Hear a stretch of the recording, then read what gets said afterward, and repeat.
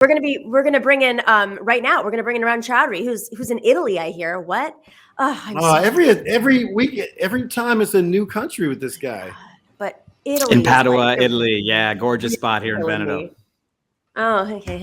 It's snow. It's wet snow outside my door. So same here in Philly. And let me also say what only people with hair are allowed to say. Rep Rob, I'll say this to Ben Dixon next time I see him. It doesn't matter. It's okay. You know, being bald is totally great. It's totally fine. It looks great. Not everybody can pull it off. Absolutely. Well. Absolutely. Hey, look, it was a choice. I just decided to go for it, so I'm keeping it. I'm loving it. Thank you. I want to quickly set up for Ron Chowdhury, for those of you who don't know, is a political filmmaker. He's the host of a committee. He was the first official White House videographer and was the creative director for Bernie Sanders' 2016 campaign, which I had a lot of fun running around the country, running into him as he had cameras all over him, and really good stuff. We're in a great space, guys. All right. So lots of things to talk about right now, of course. I want to start off with this is a big topic. I know we're all going to have opinions. The Joe Rogan stuff. Of course, Joe Rogan has a $100 million contract. Let me just make $100 million contract. $100 million contract. It starts to add up to money at some point. Yeah. It's 11 million people tune into his show. Joe Rogan is a comedian, but he also has a lot of people on that talk politics, people like Alex Jones, people like Jordan Peterson. Oh, but he did endorse Bernie Sanders. You know, that's what their whole thing is. He has been peddling for at least 2 years now a lot of questionable, if not complete false, opinions about the vaccine, about COVID, about whether masks work, about ivermectin. And now he's, you know, if you don't know about this already, like, it's ridiculous, but I'm going to have to set it up. Neil Young, and then Nash is also Neil Young, Nash, poor David Crosby. Poor David Crosby. He'll do it too. He don't know his music. Yeah. And then, of course, you know, Paul McCartney. There's so many different. I think the Rolling Stones said it too. Joni Mitchell. All these artists have come together and said we're pulling our music off of Spotify because Spotify. You know, you can go back to our show in March of last year. I got a lot of attacks from the left saying this is a guy who has no editorial oversight. And you look at any newsroom podcast, doesn't matter. Of that stature, the publicly traded company was that when I was at SiriusXM, if I said something wrong, 2 seconds later, I'd get a phone call, which, you know, didn't happen. I just knew about that. It is, people are calling for some sort of editorial oversight. They're saying, until you deal with this, we're taking our music off. So let's play this clip. Sorry for the really long setup, just for folks who've been don't pay attention. Let's play this. Mercifully, who've been not paying attention. This is sorry. This is that. Excuse me. I've got like a million different things on this. Let's show the Marianne Williamson tweet. Most interesting one to me is Marianne Williamson, who you may remember ran for president. We've had her on TMZ Live. She's a very successful motivational speaker and author. She said, "I'm triple vaxxed, but unless they're standing for hate or calling for violence, banning someone's podcast is too much like burning a book to me." Obviously getting into book burning. Joe Rogan should talk on his podcast about whatever he damn well pleases. I think that's interesting. Yeah, here's the thing. and Charles Harvey have come to realize over the last day, this is not really about COVID. This is a full-fledged cancellation campaign with people out there who don't agree with Joe Rogan, who want to get him off of the air. I loved the TMZ angle because this is hidden normies. This is Joe Rogan's, you know, audience. He's leaning in as this like, yo, guy, you don't have to do the work. I brought a doctor on. He's summarizing it for us. See, you don't actually have to read the studies. You've done the research because I am your vehicle of research. But here's the thing about books. There are editors. And I don't know of any books published in this day and age, or frankly, you know, years ago when publishers, 100 years ago, who did not have some form of he's also, this isn't creative license, in my opinion. He is not sitting here saying, this is just art, and here's my artistic interpretation of, you know, it's not a metaphor. He's actually spewing junk science at this point. All right, I know, Arun, you're contrarian in chief here. Yeah, no, I'm a contrarian in chief. I think it's probably junk science. Like, I think the things that that he has said that are incorrect are probably incorrect. I think there's some damage to that. But to me, this is sort of like, when people on Fox News were attacking the Daily Show for like what they did. I'm not saying that Joe Rogan is comedy, but he is like alternative podcasting. And I have to say, the venom that's being thrown at him, even if it's in the right direction, it does occur to me that it's only pointed in that direction. And that, people saying, the things Joe Rogan says are going to kill people. The things Oprah Winfrey says have killed people. Tons and tons and tons of people. But that's in the She past. has spewed not one, but two monsters, not just Dr. Phil, but Dr. Oz. Dr. Oz is a much better doctor than Dr. Phil. But these are both, and there is no accountability there. Right? There's no accountability for all of the misreporting, things that are accepted by the mainstream media. And this is what fuels this kind of paranoia, are just no one ever admits they're wrong about it. And then when someone who isn't part of the club gets it wrong, they are punished. So yes, I think there should be accountability. Maybe we do have to start evaluating these things differently. Like, viewership should matter. In terms of like who does have editorial, who doesn't have, like, doesn't matter if you're a comedy show, doesn't matter if you're, an alternative kind of shock podcast. It doesn't matter what you are. If you have a certain viewership, you have to have a certain number of fact checkers for whatever that is. But but number one, I don't want to see corporations enforcing it, because who knows where they're coming from. And I want to see it applied evenly. The things that come out, I see things coming out in mainstream newspapers, and for instance, about like buildup in Ukraine and stuff that are like misleading and incorrect. I'm reminded about what they did in the Iraq War and how there's been no accountability for it. So like, these are big questions, and we should wrestle with them in a big way. And Joe Rogan's a big target because he is sort of, he's able to say what he wants whenever demo places to a huge audience of people. Yeah. But this mess of people looking for information in all the wrong places is, I think, hard to put an individual blame on. People are looking to Joe Rogan for the wrong things. He should be the spice in their media diet, and people are just sitting there eating it like they're eating bowls of salt or sugar, and it's inciting him. Rot your teeth. My own aunt cited him like 6 months ago, and I was like, what? And she's a Democrat. She's like a Hillary, kind of Democrat. And she cited him about something, and I said, he's like, it's junk science. I do want to just come back on one thing. Like, number one, if Oprah was doing that today in this environment, I bet you she would get some pushback. But he's running for Senate. Has she said, I regret putting him on my show? You should not listen to the things that he has said. He is unreliable. I don't know. Like, I would like to see her make that comment. But is that about her at this point, or is it about the people who now carried his show, NBC? I mean, yes, she might have pushed him out there 10 years ago, but I don't wholly soul. She's the personality. Her name's on the show. Joe Rogan's the personality. His name is on the show. If we're saying she doesn't have a show anymore, Arun, like blaming the black woman who gave him a platform and not NBC, knowing very well that and that's true too. Where are their people? But yeah, but I'm just yes. By the way, that goes no heads will roll at NBC. Right. But specifically, there's a podcast that is that goes through this stuff, misinformation in the media. I forgot the name of it. I'll put it in the chat later. That went through how fast Dr. Oz's show started to change course. And part of it was because the business model of being a daily show, and that in the medical community, there aren't that many breakthroughs that often. They take 10, 15 years. So we had to fill it up with other stuff and started to go off on a tangent. Now, alternatively, a comedian who does take this seriously is John Oliver. The first thing he did when he started a show at HBO was hire all these ProPublica editors and journalists to come and inform his show and have stats. You can do it in a much more strategic, thoughtful way. Obviously, the audience is different. And this is part of Rogan's spiel, is he wants to lean into, whether it's the populace, the meatheads, or he's got all these different angles. Rep Rab, you've been silently. Go on. Your take. So here's my issue. If there's a publicly traded corporation that is profiting off of a form of violence, and I consider this a form of violence, when you knowingly push things that put people's lives in danger, that's a form of violence. I believe language can be a form of violence, right? When you're profiting off of that at the expense of public health, you can't listen.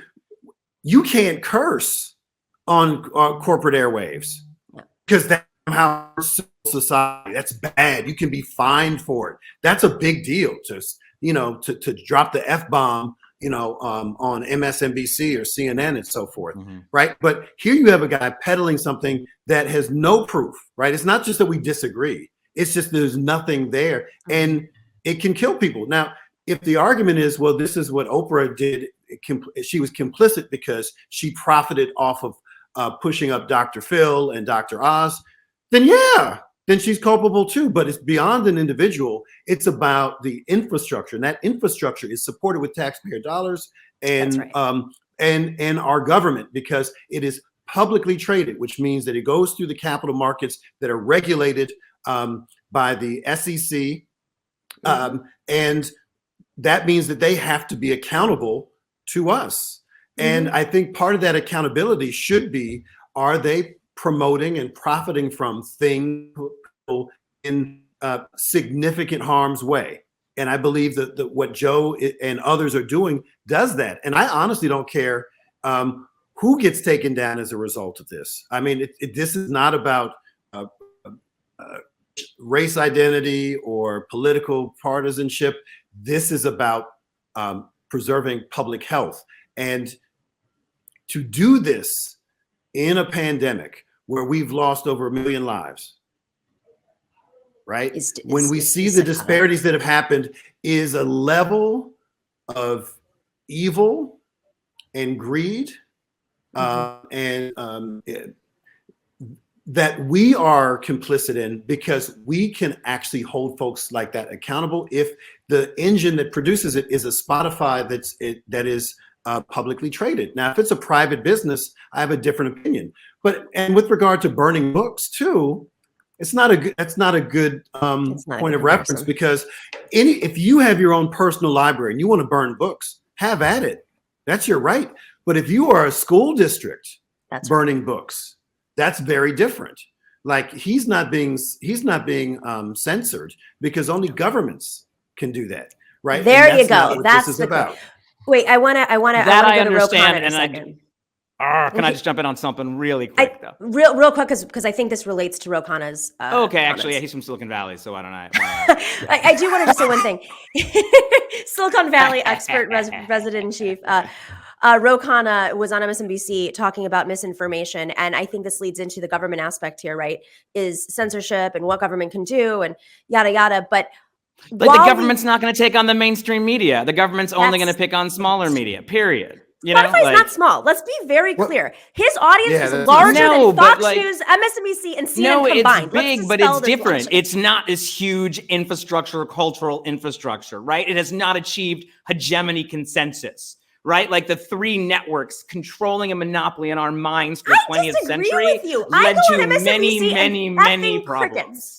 I think that is the preconceived notion of people over a certain age. But the reason why Joe Rogan has gone completely untouched until now is because people don't realize in their bones how much he is dictating information. It's like undercurrent, but it's not. It's above board. He has an 11 million person audience, which is larger than Fox, that's Tucker Carlson, and every MSNBC show and every single CNN show combined. That is insane. And so it is actually out there. It's just people, it's like when Bernie was having like 50,000 people show up to a rally and they ignored him, but he was obviously, when the numbers, he was a front runner, in my opinion, in some states. And grassroots have influenced, but grassroots Facebook is organizing.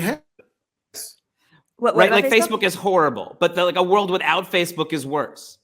So why? Because it is not like a place where people can actually do that work. There is no cultural space to do that work. So yeah, it's like, music services, whatever, this is all private or whatever. Like this is culturally the way that we communicate. This is where we're getting our music. This is where we're getting our things. And we have to start from the basis of that being real.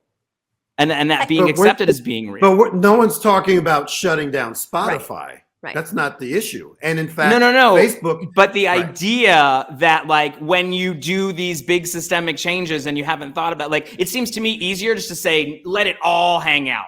All real information, misinformation, because any world in which you start to legislate hurts small people and helps. We're not anarchists. Helps the powerful. No, but it helps the powerful and it hurts the weak. That's not entirely true. We have regulation for a reason. Let me clarify. This is not Joe Rogan being on an equal playing field with me. You know, Joe if that Rogan were the case, is the person I'm trying to save, but I'm saying what the thing that you're doing to get rid of the guy you don't like, the surgery that you want to do on our you know, socioeconomic, cultural, political body that gets rid of Joe Rogan kills a lot of other things that I think are probably good, like including investigative journalism, including like, you know, alternative media sources. Like those things are. We live in an algorithm society. Those things are not happening in the mainstream media. But you're comparing Joe Rogan. We don't. The algorithm. No, I'm saying I will take 1,000 Joe Rogans to save the Michael Brookses. Okay, Michael Brooks started his show before the algorithm shifted, and he still did not get an equal, you know, playing field. Majority Report has been on for over 10 years, and they hit 1 million last year. 1 million subscribers. That's, you know how many subscribers that is? It's more or less 100,000 a year. There were obviously bigger years, but that has only been able to happen because they organized methodically over years and years. Whereas a right-wing show, you know, the new right-wing, they get boosted. The algorithm is suited towards them. This is not an equal playing field we're living in. What we're saying is bring it back to an equal playing field, because right now, Joe Rogan was literally handed a red carpet to spread his misinformation to get paid for, whereas, you know, I've hosted a show on SiriusXM as a headliner. The person who was doing the counter show to mine was Steve Bannon. Like, interesting, right? We are not given on the left or investigative reporters, and frankly, even the center left at this point, the same opportunities to spread information. This is not equal playing field. We are saying bring it equal by having regulation. And I don't think it affects the cure is going to hurt you more than you think it will, honestly. The cure is, there's no unlike cure a vaccine, which everyone should get 100%, there is no blowback. I remember the days 5 years ago when I would post something and it would actually get organic growth. Nowadays, the corporations have influenced us so much that it is not the same. It is not the same, even, you know, and that's because they've gone completely unregulated. It's like capital regulated doesn't hurt the everyday person. I mean, I actually think this is kind of a libertarian perspective on media, because of course, when things go unregulated, it's going to benefit the wealthiest, and there are incentives. Let's play this real quick clip of Rokana. Yeah.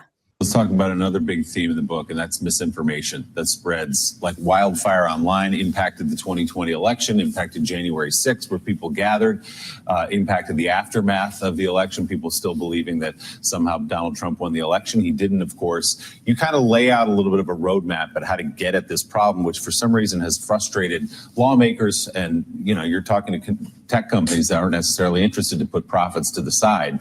So how do you get at the problem of misinformation on social media? Well, there has to be regulation and there has to be responsibility. On the regulation part, here's what we should agree on. Facebook knew before January 6th that there were threats of assassination on their sites with specific days, specific times, specific people named, and they sat on that information. They didn't share that. They didn't take that content down. How is that legal? We ought to make sure that they don't have the Section 230 protection to have content that incites violence. Then in terms of social media ethics, you don't sit here all morning and spew misinformation. Why? It's not because you're going to get sued. It's not because you're fearful of repercussions. It's because you have some sort of ethics, some sort of responsibility. There isn't that yet in Silicon Valley on social media. They have to care. As media companies, they need to accept that they're media companies and they need to have some journalistic standards. So how do you impose that on them? You're plugged into Silicon Valley. As you say, many of the leaders of those companies support you and send you back to Washington. What do they say when you confront them with this? Well, they give this absolute defense of the First Amendment, but here's what the First Amendment doesn't protect. And, you know, Joe and I have talked about this before. Instagram, the fact that you're selling a consumer product that is causing depression in teenagers, don't tell me that's about the First Amendment. The fact that you're allowing for misinformation on the climate or misinformation that is killing people because they're not taking a vaccine, that's not about the First Amendment. So, yes, you need to have a First Amendment, but you also have to be responsible in consumer protection and basic requirements of not spreading this disinformation. And Congress should regulate some of that. And how companies are doing this? From their own internal documents that we've read. They know it and they continue to do it. Such an important conversation. All right. What can government do, Rep Rabb, at the state level? Anything? Yeah, absolutely. But I think the larger issue is understanding, like, the congressman made some good points. And actually, I was on MSNBC with him about 10 years ago when I was promoting my book, Oh, right, your Invisible book. Capital. Yeah. Wait, what's your 'cause book? Because this is very much related. This is interesting. Yeah. So my book is Invisible Capital, How Unseen Forces Shape Entrepreneurial Opportunity. So it looks at modern day US business in the context of structural inequality. And I actually go after Donald Trump in a book I wrote in 2010 before he even kind of promoted birtherism, using him as an example of Before it was popular and profitable. We can Exactly, we just before add one more it's thing. Yeah. You know who was a birther? Joe Rogan. Yeah. Totally. Yeah, I mean, I exactly. don't know that, but absolutely, that seems accurate. Yeah. That seems Go ahead. accurate. So when you're talking about businesses that are leveraging publicly financed infrastructure to increase their profits, right, to maximize shareholder value, right, then that need to be held accountable. And we already do that. And even those folks who, what's the guy's name? He was on MSNBC, older, crotchety white guy with bushy hair. Oh, who went He to talked Russian to RT? You mean what's his name? I think that may be the same guy. He talked about the Rutgers women's basketball team and said some very disparaging things about black women. No. You mean Don? You mean from Connecticut? Don You mean Don Imus. Don Yes. Imus. Don Yeah, Imus. that's what. Yeah. Yeah. Oh man, He got that was a good time. shut down. He got shut down. My friend Roberto Lovato with Presente, they did a whole thing around Lou Dobbs and got him right. He was part of that whole From thing. CNN, yeah. From CNN, Border wall. the border wall, and also use of the I word.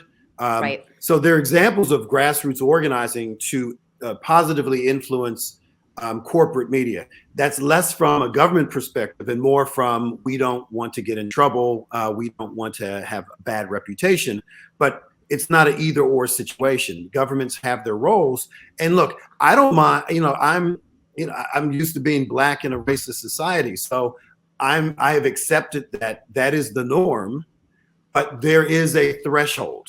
There is a threshold. If you're inciting violence, you're inciting violence, right? And if you are promoting things that actually can get people killed, be put in harm's way, there needs to be a standard, because we have a standard for profanity, which never made any sense. And everyone respects that. Why? Because they get seriously fined. So I think we need to figure out what that is. This is not Joe Rogan specific. There are plenty of celebrities who have nutty positions, who may be on the right side of the issue on a couple of things. But if you're promoting things that folks are actually going to do that could put them in harm's way, I think that is precisely the role of government. That is precisely the role. Ron? I mean, we say this about everything else except for this, and I'm just trying to hold true for it. If something is not universal, it will not be applied correctly, and the people who will be hurt are the least amongst us every single time. Rachel Maddow is never going to be responsible for these zillions of lies she told over the last couple of years, whether it's about Russia, P-tapes, who knows what. Like, things have That's been the like difference of free speech. I mean, now we're having a definition of like what isn't. Like, I think it's easy to say this virus is hurting someone, this information is hurting someone, but like lack of knowledge about a budget like has a much bigger body count. Yeah, but that's in a court of law. The idea of like hold up. that's political violence. The fact that we can only imagine. No, that's fine. Look, the law is not a thing I try to concern myself with. As Charles Dickens said, it is a much better thing to suffer injustice than to think about the law. Okay. But you see what I'm saying? We can only conceive of violence as individualistic attacks on people who like feel unsafe in their neighborhood or whatever. We don't think of a budget as being violent. Of course. And so I just worry that we are empowering people who have lied to us to make money for different reasons. And it's easy to be, to go after people who it seems ignorant, right? It's like, this is very ignorant. It's easy to attack. Something that's racist is obviously extremely ignorant. And so it's easy to attack. And these more sophisticated lies that I say have just as big body counts. We end up going wars places. Millions of Iraqis are dead. Like, these are big, big things. And none of the cures that I've heard from misinformation are even going to slightly be addressed at that, at access journalism, at the kind of cozy relationship of big mainstreams with things. And like, I don't know, like, yeah, maybe it's right, but to me, it's nibbling around the edges of like the big problem, which is that the news is not meant to inform us. It's meant to do what everything else is meant to do. Okay, it's meant to sell advertising. I'm glad you mentioned that, because Right. I want to close out with one clip from Brian Stelter, who for CNN has a show called Reliable Sources. Brian Stelter was the media reporter at New York Times, and he, positioned that into It's been his beat forever, It has, covering watching the detectives has been his thing. He's also bald. Just to go back there. Bald American, folks. A bald American. God I think bless that's so him. crazy. He's younger than me, and it's like when I learned that, I was like, I thought Brian Stelter is just for most of it, he just moved into midlife, like around 25. He's younger than you? Uh-huh. Let's play this stuff. I mean, now everyone's younger than me. I'm No, at that no. stage now. I'm No. I'm 20 years older than someone who You works haven't for caught me. up to me yet, somehow. I don't know. It's because I dyed my hair. Let's play this All clip. right. Roll Stetler. Stelter, go. Another bald guy. Which sounds great, but not all opinions are created equal. You think about major newsrooms like CNN that have health departments and desks and operations that work hard on verifying information on COVID-19. And then you have talk show stars like Joe Rogan who just wing it, who make it up as they go along. And because figures like Rogan are trusted by people that don't trust real newsrooms, we have a problem that's much bigger than Spotify, much bigger than any single platform, Kate. But that's what is the heart of this right now. Yeah, but you're right. It is getting at something bigger that isn't going to be solved in one Joe Rogan video or one statement from Spotify. So I think This reminds me so much of that moment in Ferguson that I will never forget. And we probably talked about it on this show before, where Jake Tapper asked someone participating in protests, do you think it's appropriate, the amount of coverage that, this is receiving, et cetera? And he was like, I don't know, bitch, you the news. It's like, you are the news. Like, why do you think it's like people miraculously are tuning out from the news and tuning into Joe Rogan? It's like, ask yourself why. That's don't exactly just report that. Yeah. Well, I mean, this is exactly it. I think whether it's I'm the getting neoliberal upset. establishment, no, but this is it. Whether it's the neoliberal establishment of the Democratic Party, forget about the Republicans, but the Democratic Party completely being blind to the fact that people of color want representation, that young people are the most diverse generation in history, that economic inequality is more than it's ever been. The fact that Joe Biden laughed at young people and said, oh, you think you've got it hard, when literally like every single young person in this country is choosing between paying off a student loan and housing, et cetera, et cetera, et cetera. That's that side. And you wonder why, when in the vacuum that's created when Bernie's left, people are starting to warm up to Joe Rogan and go onto a pipeline of whatever extremism. So it's between the media echoing that and not putting on voices that look and sound and understand what real people are facing. This is what is created. I couldn't agree more, Arun. It's why, but that's why we are here. I used to go on MSNBC and CNN, all these things, and like they don't call me anymore. So I got a podcast here. Meanwhile, Steve Bannon is running a Nazi revolution. And we also have to acknowledge too the fishbowl. And you alluded to it somewhat, Arun, but we have media consolidation that didn't just happen. It happened with the complicity of politicians on both sides of the aisle, most notably Bill Clinton. We allowed for that media consolidation because those are the same folks who are cutting big checks to the Democratic Party and to the Republican Party. It is that corporate duopoly that is at the core of this corrosion. And as a result, people think they have choice, and they don't realize that all of these different things that they consume are owned by the same handful of multi-billion-dollar corporations. And we don't have the requisite media literacy to understand why that is so dangerous. So your point, Arun, about how going after a Joe Rogan or a Spotify is chipping at the margins. It is. There needs to be an inside and outside game. It's a both and situation. We always have to talk about media justice. Right. And it's not just having diverse voices, it's also having equity, actually having a piece of the pie, so that it's not, oh, we get to be on these corporate platforms, but we actually build the corporations ourselves, whether they're worker owned, whether they're in conventional spheres or not. That's where the real power is. But unless and until people understand that media landscape, we are indeed just chipping at the margins. And I'm curious if there's going to be some sort of unionization effort. I mean, there's unionizing happening in newsrooms all over the country right now.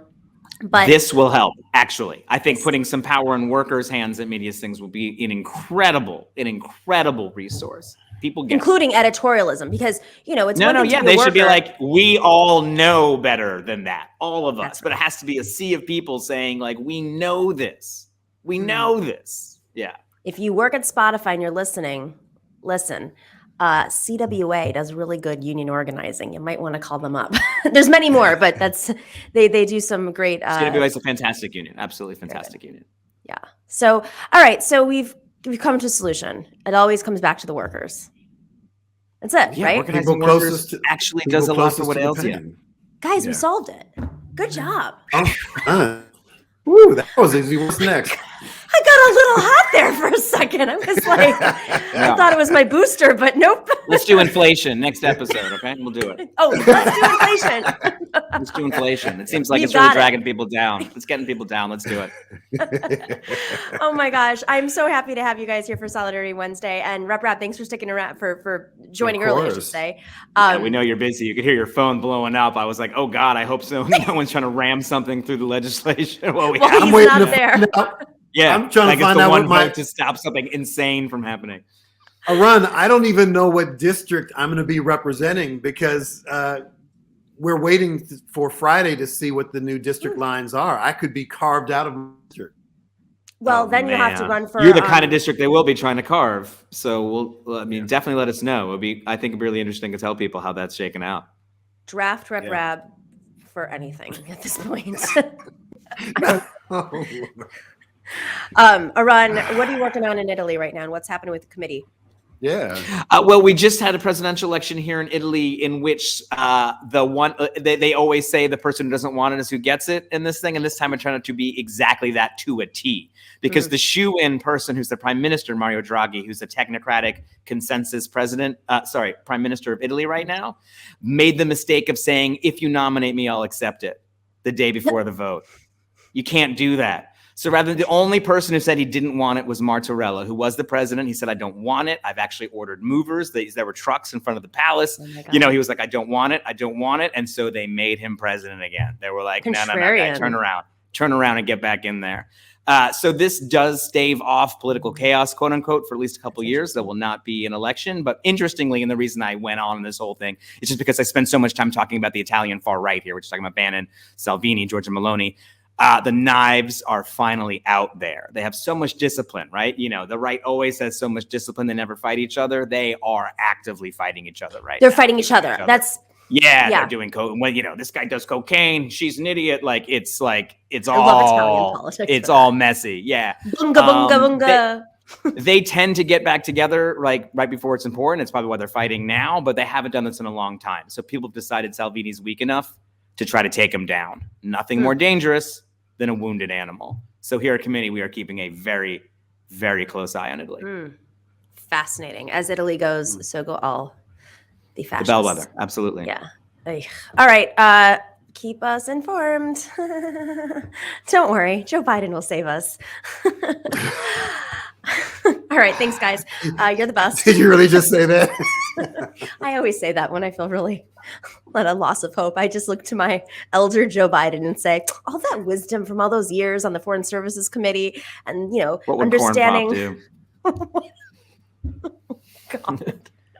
Thanks, guys.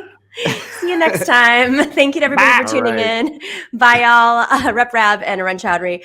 Hey guys, we are independent media. I don't know if you know that. We're independent media and we are only able to function and survive with your help as patrons. You never know what the algorithm is going to do. One day you're making a little money on the algorithm, the next day they've completely cut you dry. We are not Joe Rogan. Sorry, guys. I'm not going to be peddling any vaccine conspiracy theories anytime soon. So, as a result, we really rely on Patreon. So, if you are not already and you love this show and you have a little bit of extra money and you're willing to be part of our Patreon community, we can do more. We can have a lot more fun. In fact, in the next month or so, we're going to be announcing some new things that patrons will exclusively get. And trust me, they are fun. Go to patreon.com/The Nomiki Show. If you're already a patron, thank you so much. You make this show run. If you are already a patron and want to up it, we're always grateful. And sometimes, if you're able to do so, that's able to cover folks who can no longer afford to be patrons or having a tough time right now. And if you are, please email us at thenomikishow@gmail.com. We're always working things out. Got lots of different options here. You get mugs, you get bags, you get stickers, all sorts of swag, and of course, special events and conversations, exclusive conversations. All you have to do is go to patreon.com/The Nomiki Show.